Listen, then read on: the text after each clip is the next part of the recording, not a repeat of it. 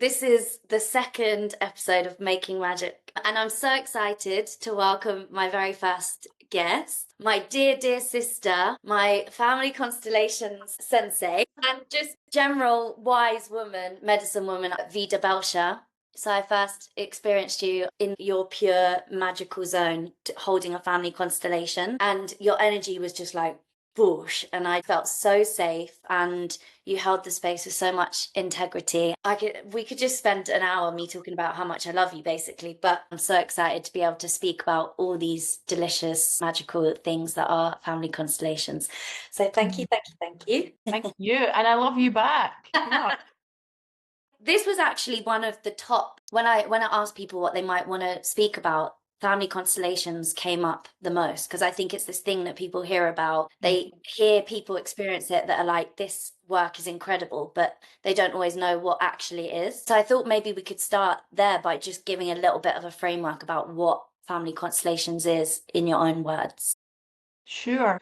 Family constellations, we're really looking at everyone has a family system. We all come from our ancestors. That means that we have a system behind us that holds information, and a lot of that is also unresolved. If you look at history, it's not very pretty. There are a lot of suffering in all different ways. So I guess all of us are carrying something behind us. Maybe you want to visualize it as a backpack on your shoulders full of rocks. And those rocks are the unresolved things of our ancestors. And we don't need to know what they are, but we are carrying them because it's passed on in the DNA. So what we want to do in family constellations is change what's in the backpack from these heavy rocks to the absolutely beautiful gifts of every single one of our ancestors that often get covered over because of the unresolved pain, suffering, and subconscious belief patterns that come in.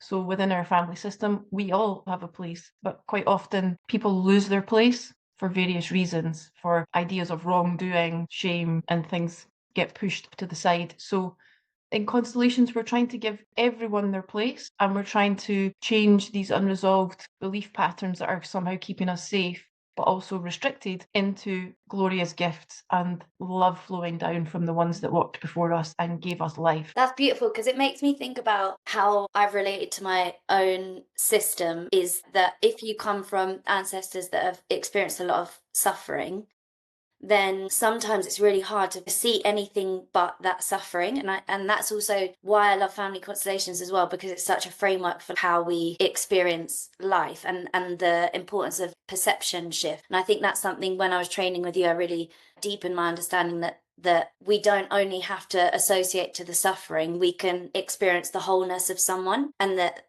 each person has both suffering and joy, and suffering, and also has a place. Can you maybe speak a little bit more about this idea of everyone having a place? Yeah, so one of the major laws, if you want to call it that, of family constellations is belonging. And that means, so if you think of a system, even in a jigsaw, if you take a part of it out, the rest is incomplete. The rest is impacted by whatever's been taken out.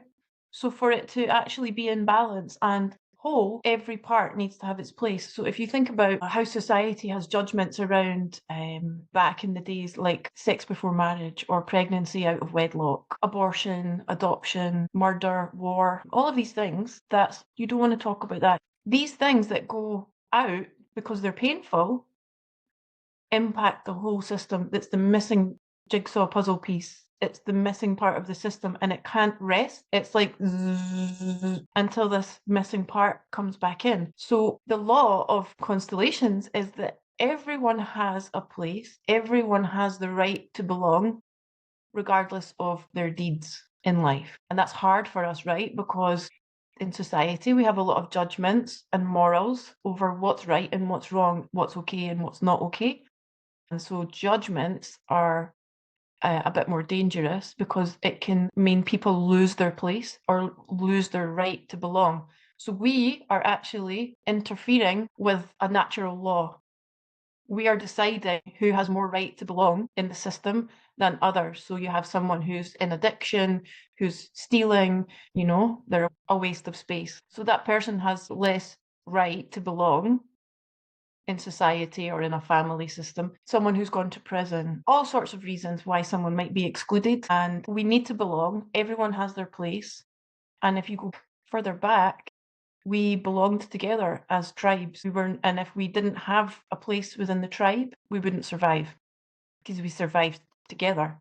So actually, it's life or death somewhere deep inside. Our need to belong is so strong that our survival is based on it. My brain, this is why I love this subject so much. As you were talking, my brain was going zing, zing, zing, zing, zing, all these different motor neurons of all these different questions. I was thinking about prisons and how prisons are these spaces where when someone does something that we don't like or behaves in a certain way, we separate and say, that's not like us, that's not us. And then we push people out. And it made me think about Ubuntu and how it's all about bringing it in. And I read something that if someone misbehaves, the whole village gathers around and you sing their name and you sing love into them and you sing belonging into them and you sing their name into them so they remember who they are, because any type of behavior isn't for us to push further out, but is to bring in and say this can be loved. And that, I feel, is really this new blueprint of life. And also how we heal, like how can we bring everything back home rather than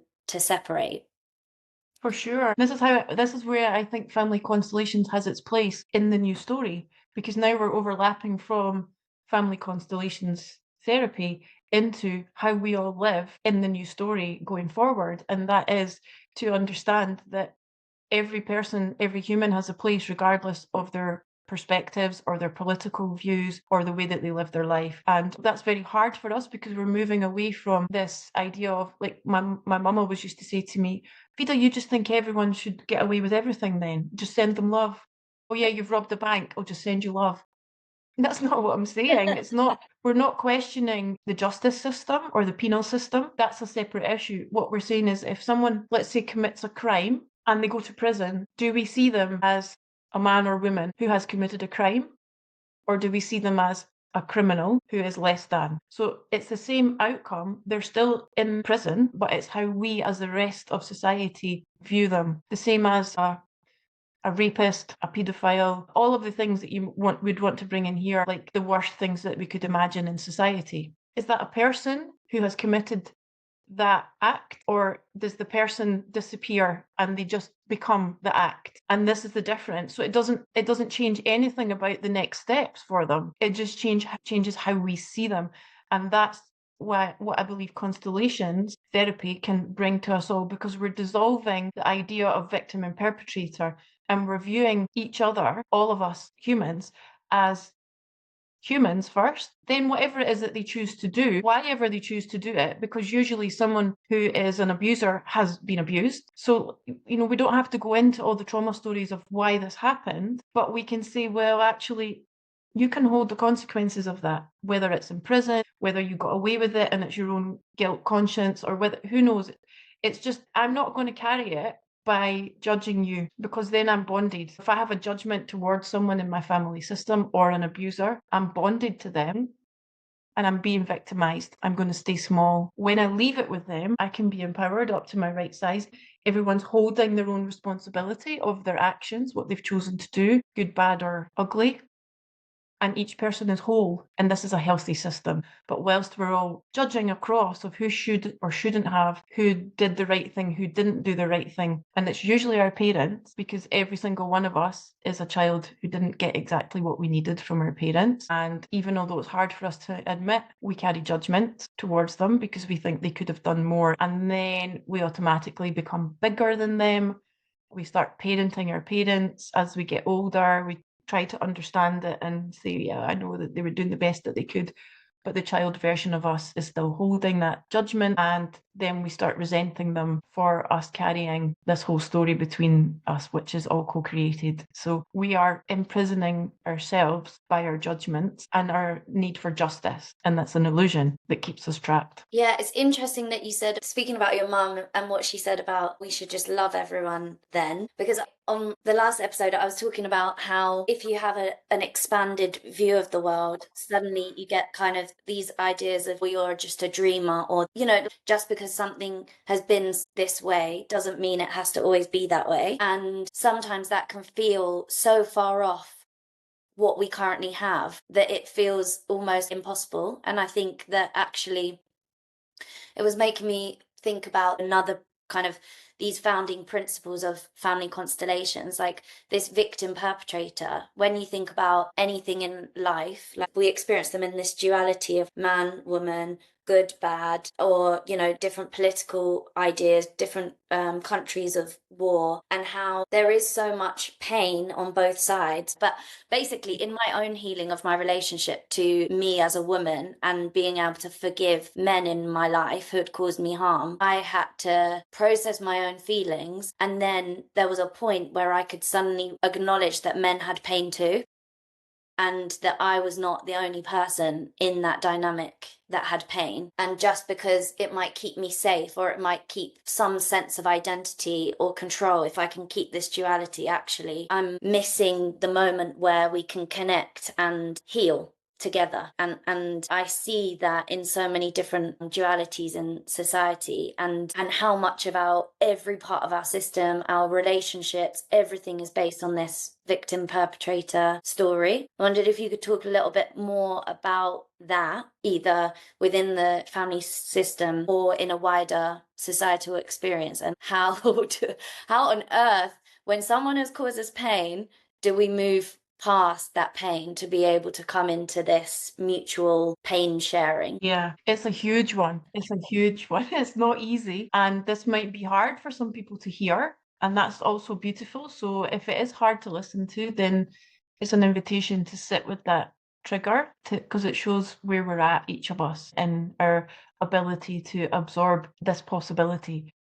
There's no forgiveness. We're not in a position to forgive an abuser or a parent or whoever it is that has wronged us, because then what we're saying is that we go higher than them. When we offer forgiveness to someone, we go higher than them, and it's basically saying, you've done something wrong, which needs forgiveness. And so what we're trying to do is accept that everyone did what they could with the tools that they had at the time. And we're not going to judge if it should have been more or less. What we can say is that was not okay. However, you did what you could, and you can now hold the consequences of that. If you've got a victim and they're small energetically, a perpetrator's big energetically. And what's going to happen is, whilst this one feels either fear, judgment, or whatever it is towards this one, these sizes stay like this. So what we do is we're looking for equal size. And the way that we do that energetically is using these healing sentences. And what they are is basically saying, this is co-created. I will hold my part in this, whatever it may be. And you might say, Vida, how can an innocent child who's been abused have any part or responsibility in that? But if you can hold the possibility that they do, whether it's a soul choice, if you believe in souls, whether, you know, there's something that co-created this connection and these experience, and I will hold my part in that, even if I don't know what it is, and I will let you hold the consequences of your actions. And when that happens, energy of the perpetrator shrinks every single time.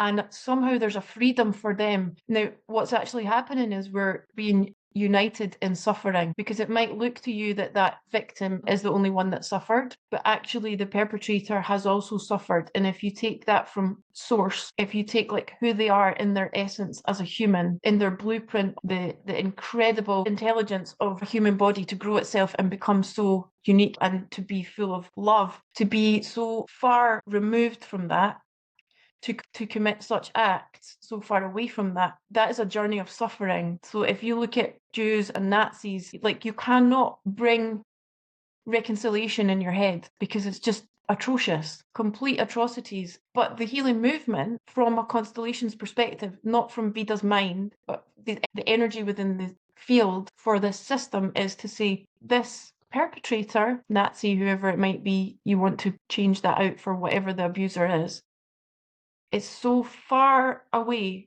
from their own humanity. There's so much suffering there. So the victim is not the only one who suffered. So and it's not a competition of who carries the most suffering. If somehow when you unite and they both say, I've suffered, I see your suffering, I've also suffered, I see your suffering, everything changes. Again, it's not who suffered more, who suffered at the hands of who did it first. That's all the human mind. But when you go into the energy field, that just cuts through it.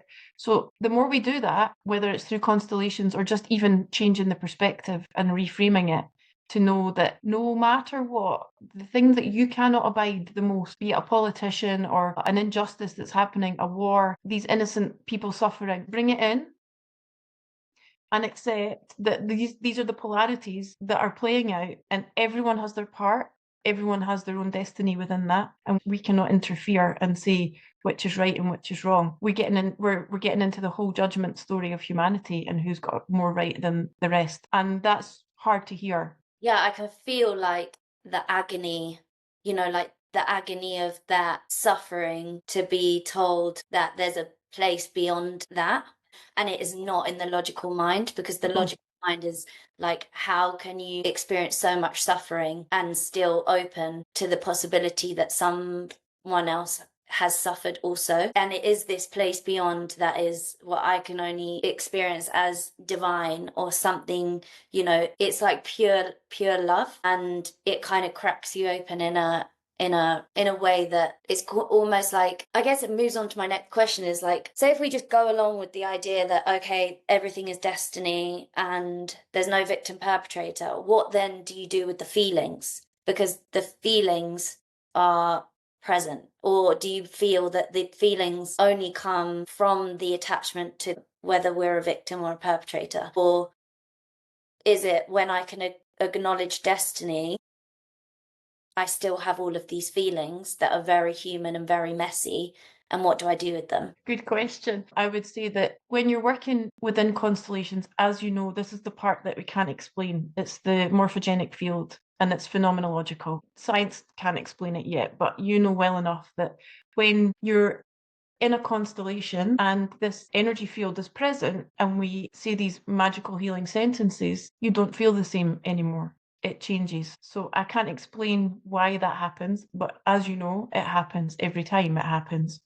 So another key principle of family constellations is acknowledging what is, without trying to change it or say that it should be another way.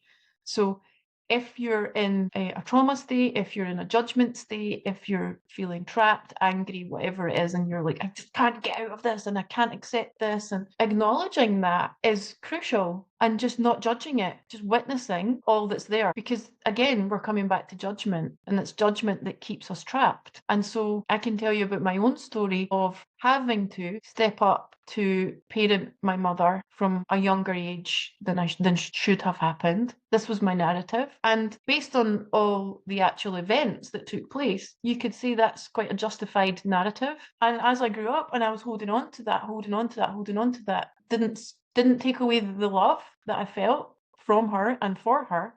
But I was aware that there were responsibilities that shouldn't have been mine. They were her parents or her partners, and all of them were absent. So there was me parenting and partnering my mother as the oldest child.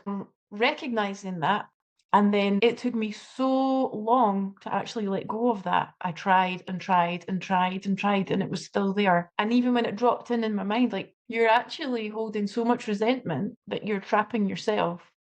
And then one day I realized she never asked me to do any of that, but I could justify it by saying, well, who else was going to do it? I had to do it. I had no choice. That's not true. There's always a choice, but some part of me chose that. And I hate to admit that. I hate to even let that drop in, because it has to take me out of my victim story of, oh, that wasn't fair. I should never have had to do that. Dropping out of the victim story is freaking brutal, isn't it? Because it's like, you have to let go of an identity that has somehow soothed you. Somehow. Yeah, but this is the other thing that I feel like is so important, is that we have an idea that the victim story is a bad thing, or it's a failure. Like, oh, I'm stuck in a victim story. It's got such a negative energy in the way that we use it. But this is why I'm trying to reframe that and say, no, there's nothing wrong with that. You need to be stuck in a victim story for a certain while. Actually, first of all, you need to realize that it even exists, because that's the first step to moving out of it. But acknowledging where you are in that is so healthy, to say, look, this is my victim story, and it's not like I should be able to do better. We'll never do better whilst we're judging ourselves for being in a victim story. It's a perfectly normal part that we all carry. Why is it so judged? Why is it such an insult? Why are we so down on ourselves or other people? Oh, they're just in their victim story, as if we should just be able to jump out of something that we've held for maybe lifetimes. Yeah. So me recognizing I'm in a victim story around the responsibility I've had towards my mum, and actually what's going to take me out of that. Her sitting down one day and saying, "Oh, I'm so sorry, Vida," because actually it doesn't. So me recognizing that I chose that on some level, I chose that. And I can't actually keep blaming anyone else. And I recognize that somehow it was our soul story, this journey, our destiny together, who knows? And that started to change things for me. And it was still a long journey. As I was saying before, we've all got a responsibility in everything. And that doesn't mean a lot of people think you and I have had this chat as well in the past, like you think responsibility is like I have to I have to do something. I have to change it. It's like, yeah, it can take you in a very like harsh way of living. Yeah, if it's not your Reminder. responsibility, it's mine. I'll hold this part, you hold this part. That's your bit of blame, this is my bit of blame. That's not what it means. It just means acknowledging I've got a part in this. Even if I can't see clearly what it is, I have a part in this, and it's not all the other, because we're a system, we're linked, we're all flowing together all the time. We can't be these separate units, which is why we attract friends, partners, we attract all these things to play unresolved things out. So And the then, best thing to do is just turn around and look at the family system and look at the actual unresolved things instead of trying to fix them through partners or friendships or children. It'll never fix. and this is a framework, isn't it, of like, it's not to kind of see everything through rose tinted glasses, but it's actually to say this is a framework to really be able to rescue yourself, to become your full, whole, empowered self, and to love every aspect. And I was so mind blown when I started the family constellations training of like how things were coming up in my life, and you know, whether they were in certain relationship dynamics or money issues or stuff around control issues. And then we would control, and then we would go into a family constellations space, like it would then be held in the space. And suddenly, when you look at that issue and you ask the family system to show where did this story first begin, suddenly it takes away all of this shame and blame and kind of personal failure that I had felt, because I felt like, shit, I look like I've got my life together and everything is, you know, good. But then actually, you know, I've got these reoccurring things that keep coming up, and I feel like I'm lying, that I'm all shiny on the outside, but behind closed doors, I've got this freaking stuff that keeps coming up. And then when we went into family constellations and I saw that, you know, it didn't start with me, and it started many lifetimes ago, and I'm carrying it so that my family system can heal and we can come together in oneness, in wholeness. Like, it was the most beautiful, freeing experience, because I realized that like it took the weight off. Basically, it took that heaviness of responsibility, like shame, it's all your fault, you've got to deal with this on your own. Suddenly like it's lighter, you realize you're part of the whole, you realize you're part of your ancestry, you realize that what is going on in me is going on with my sister, that, you know, my friend that's coming in to hold the family constellations. And you just suddenly, it like all opens up that we're just all one, we're all one, without being like we're all one. Absolutely. I mean, one of the beautiful visual exercises that we do is if you're standing in a line at the front of the line and all, see your mother's behind you, your grandmother's behind her, your great grandmother's behind her, all the way back. See, there's 20 people there representing your whole female lineage. And you're standing there with a basket of rocks, and it's so flippin' heavy, you know, and they're not holding any of the rocks, you're holding it all. And one of the things we do is we just turn around, you take your rock out and you hand the basket to your mother. And that's really hard because you're like, oh my God, I don't want her to carry all of that. I'll carry it instead. But then you're somebody's mother, probably, and everyone feels the same. So when you turn around, you give the basket back, you're just holding one rock. And then your mother receives this heavy burden and she takes her rock, turns around and gives it to her mother, who takes her rock and turns around and gives it to her mother. So basically, then you all turn back around and you're all standing there with your own part of the story, your own responsibility, and no one's overburdened. No one's carrying the weight of everything. Everyone is just actually in their own place with dignity, holding their story. That's actually what all of the ancestors want. And when you ask in every constellation, are you happy for your descendant, let's say your granddaughter, to suffer in the way that you suffered? Oh my God, no, no, give that suffering to me. So actually what we learn through this, people think it's about resolving trauma. That's not what we're doing at all. We're just reframing it where we're acknowledging that there was trauma. No one has to go into it. But aside from that trauma, they had amazing gifts. Every single one of those ancestors had amazing gifts to survive, to thrive, even in their suffering. The founder of Constellations was working with the Zulu, and he noticed that they know who they are for 10 generations. We've lost that. We're not proud often, most of the time. We're very separate, even from our parents. We're separate. We just go on our own path. This thing of receiving their gifts, it can be even such a thing as grandmother was in love when she was a teenager and off he went to war and never came back. Her heart was broken. She didn't have the tools to process it. So the trauma stayed there unresolved. She got a new husband, had children who are your ancestors. Everyone just thought, either they know grandma had a first love or they just maybe don't even know about it. This person, this man who's excluded, that whole thing is running the system. And often what happens is a belief sets in of don't fall in love because you'll get hurt. Now, 3 generations, 2 generations later, you're like, why can't I have a successful relationship? These men keep leaving me, or these women keep leaving me, or replaced by someone else, or who knows how it's going to manifest. But that just comes from this self-sabotaging thing of don't fall in love because you'll get hurt, because that's what the family system believes.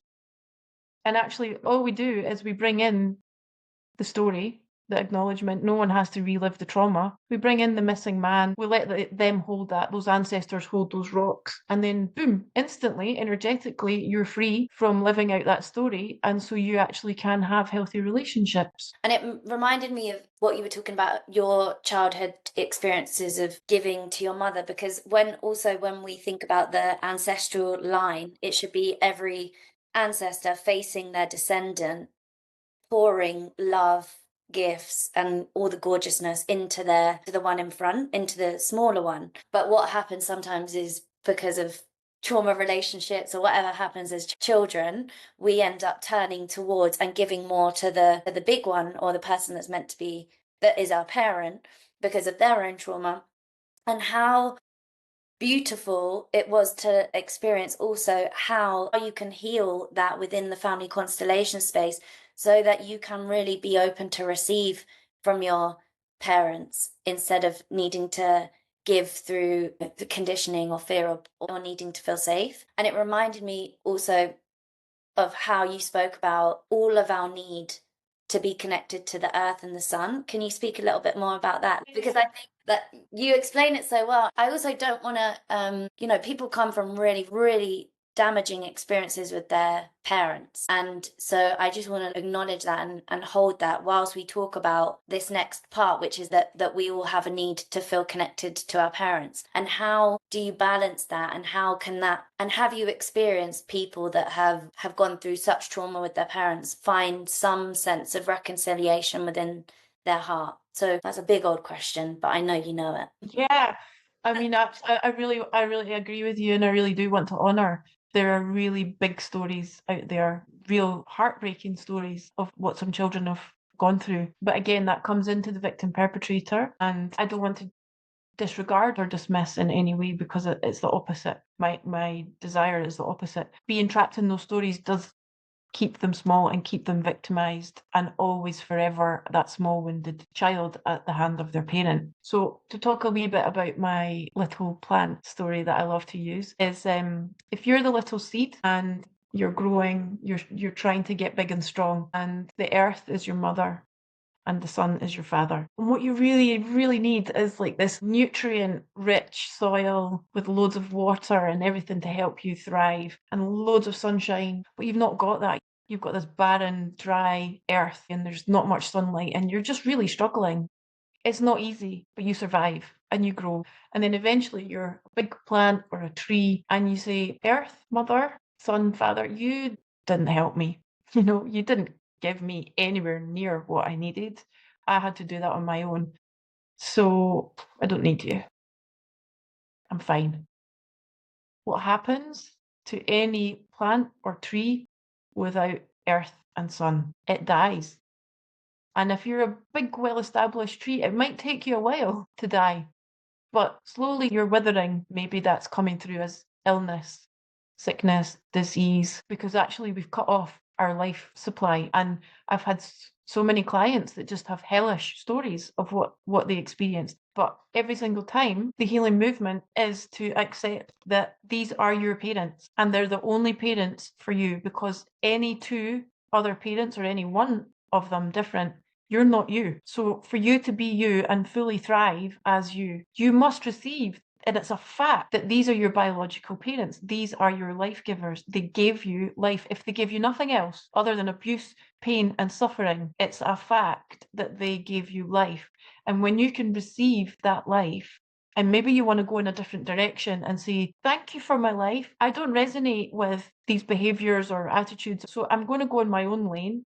And I'm not saying you have to have a healthy, beautiful relationship with your parents. It's just to accept, this is my mother. She gave me life. She also gave me a lot of suffering. I'll hold my part in that. I'll let her hold hers, and I will receive the gift from her of my life. If I stay in the judgment, I can't accept her as she is. And then I can't accept her as my life giver, and I can't accept my life. I will stay small. So as Vida, I will absolutely say to everyone I ever meet, if there's rupture in your relationship with your parents, do the best you can to just get to a point of being grateful that they gave you life without judging them, and just let them go if you need to.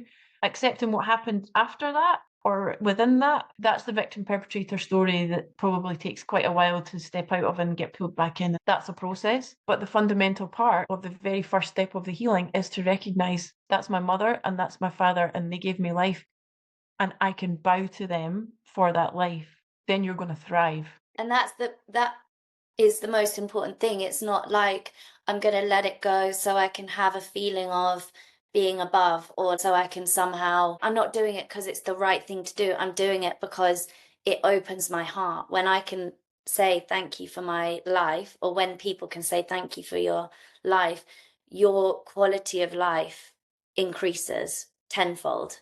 And it's not about doing the right thing or trying to be holier than thou, but it's actually because it allows you to thrive, and it allows life in its fullness to thrive. Absolutely. And this can manifest in so many ways. I mean, it's very common that it comes up in eating disorders. There's a strong link in the constellations world between that and rejecting life from your mother, especially if it's bulimia, because you don't want it, or anorexia, you don't want life from your mother. And also suicide attempts, we're usually following someone who's excluded and out of the system because we're identified with them, or we are refusing to be in the right place and to receive life from our mother. One of the simplest things we can do is, regardless of the relationship you have with your mother or father, even if you're saying it in your head on a daily basis, you came first, I came second. That's it.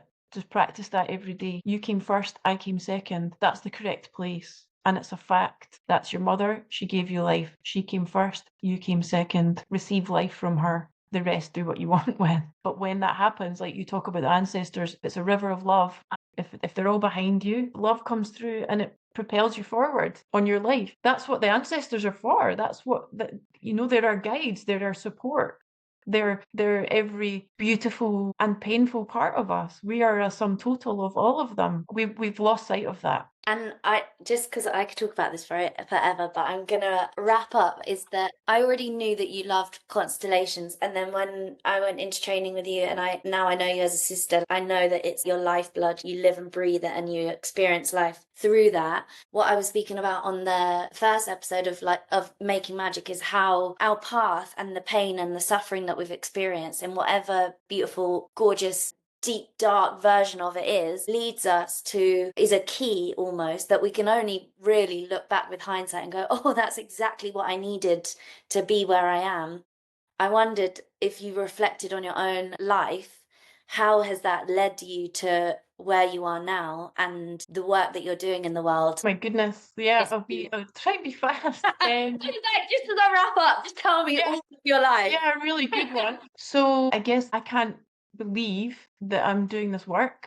I can't believe that I am this version of me. I can't believe any of it. It's like, to me, it's actually, if I rewind, it's quite laughable. So I was working in the corporate world for 17 years, doing training and coaching. But before that, how would I describe myself? Like very awkward, uncomfortable, very difficult to be in my feminine, difficult to be vulnerable. And since I was, I think, 7 or 8, I remember just questioning everything, and that didn't really go down very well. I don't mean like I was rebellious against authority, but just a lot of questions. And then from maybe 12 onwards, I felt very much an adult already. And this is where my mum wasn't really coping. And so there was me stepping in. And ever since then, basically held that role of the capable one, the fixer, the reassurer. Then it started to get really draining. It was hard. And then I thought, well, surely I'm more than this. But then I'm just going through this corporate world and like just. And then I went to Thailand to an awakening center because I wanted to do some yoga. I quit my job and I was always wanted to travel. So yeah, I found this exchange opportunity at this awakening and healing center, and it changed my life. It was a 1 month program that was non-dogmatic, and it had absolutely everything, all sorts like Vipassana, Osho, and basically just breaking down the illusions. And it was hell. Within a week, I said, I'm leaving and I'm never coming back. This is terrible. By the end of the month, I was like, okay, let's try. And then they gave us 3 months free to repeat it. So I did like the course 4 times. Within that, there was family constellations. I started doing the family constellations, and then I'm very quickly addicted. At first, I was like, what a load of shit.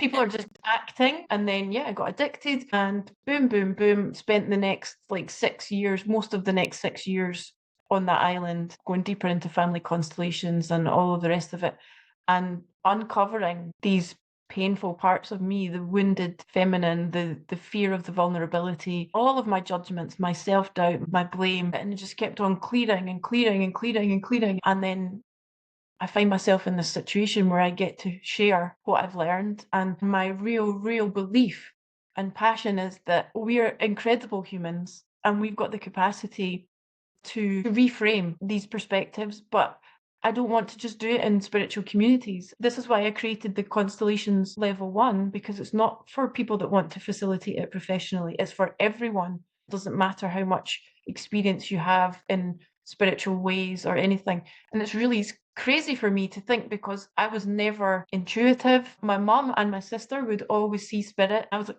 no, I don't want, no, no, no, no, no.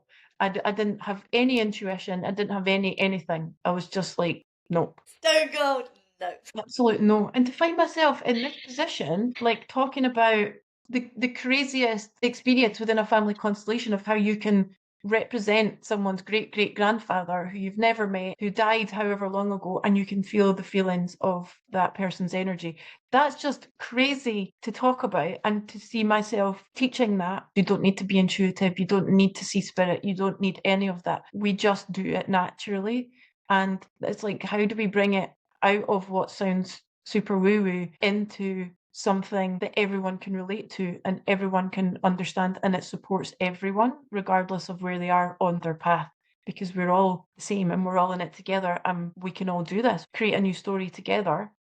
And it doesn't mean that you have to do yoga, be vegan, meditate for 17 hours a day. I'm a work in progress. I'm not anything more than anyone else. All I'm doing is sharing my personal experience. And I'm also learning from every single one of you guys that was in the training group as well. We're all able to witness each other in our humanness, in our struggles. We're supporting without fixing or healing. And that is fundamental for us for the way forward. The more that we can see each other as equal, and in the whole spectrum of our emotions and our vulnerability, our struggles, where we're stuck and where we excel, and honouring that, then we see that within ourselves as well. And I just feel like the more we all attract each other and can support each other with different perspectives, like I'm not saying family constellations is the only way, but it's a really good way, and it's fast.